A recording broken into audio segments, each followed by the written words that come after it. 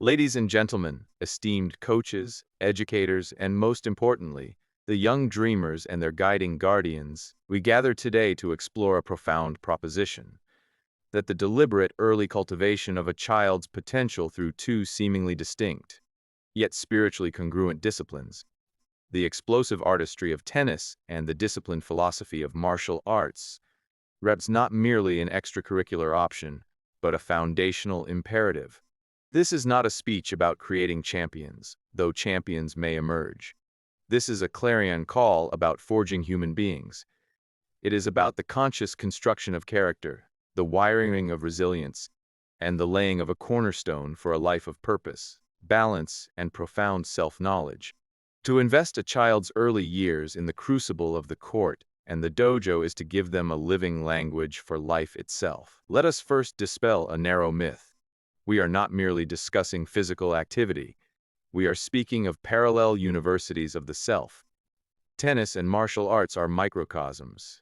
Within their bounded lines and mats, they replicate the grand theater of human existence: struggle, strategy, triumph, defeat, respect, solitude, community, and the relentless pursuit of self-mastery.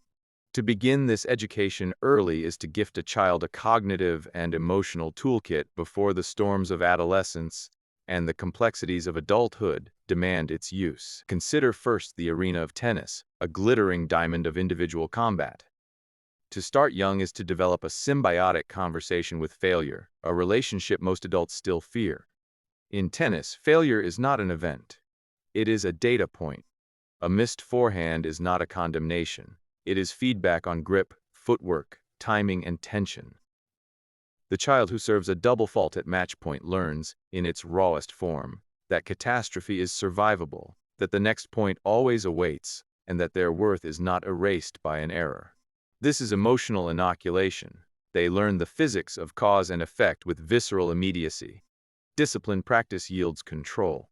Loss of focus yields chaos. Furthermore, tennis is geometry in motion and a laboratory of decision-making under fire. A young player learns to calculate angles, spins, and trajectories in a blink.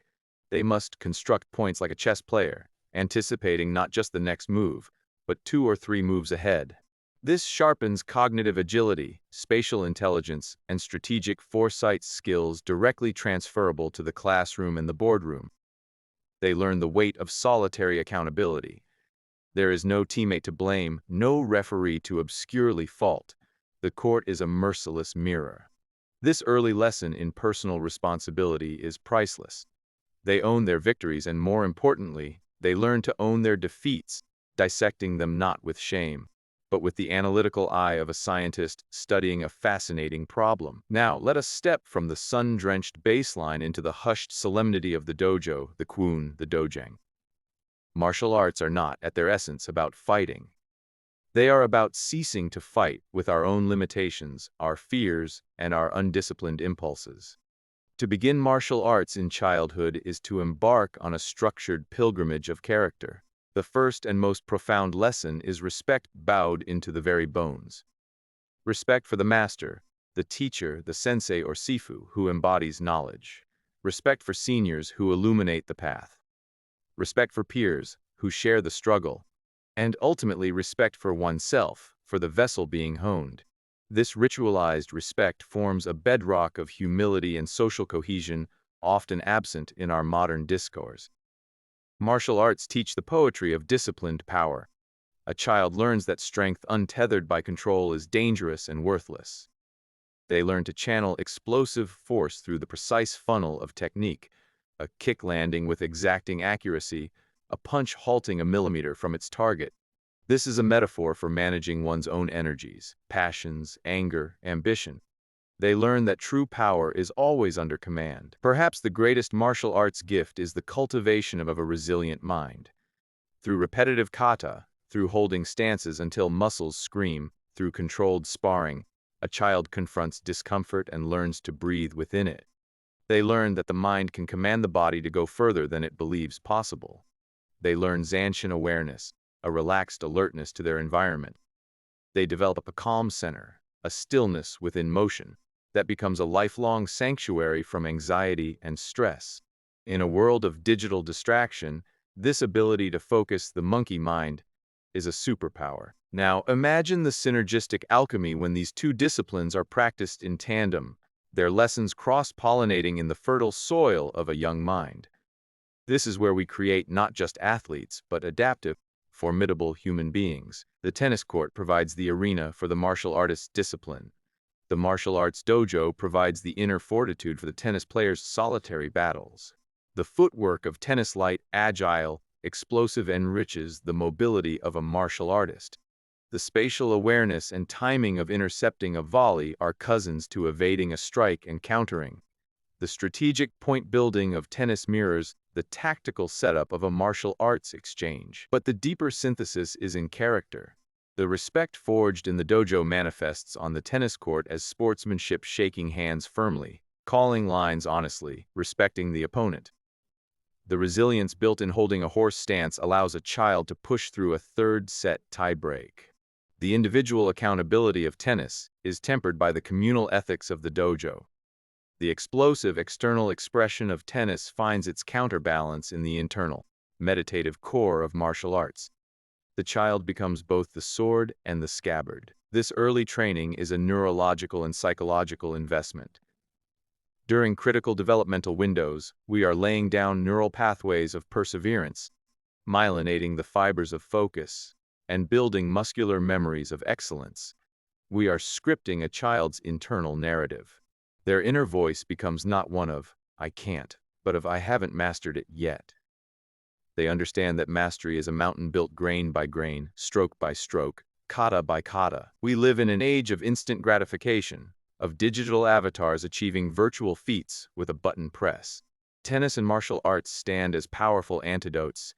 They teach the irreplaceable value of earned achievement. There is no cheat code for a powerful backhand. There is no shortcut to a black belt. The sweat absorbed by the court, the bruises earned in the dojo.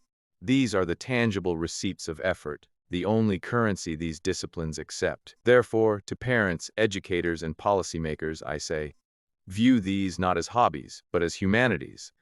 The cost of a racket or a gi is not an expense. It is an investment in anti-fragility.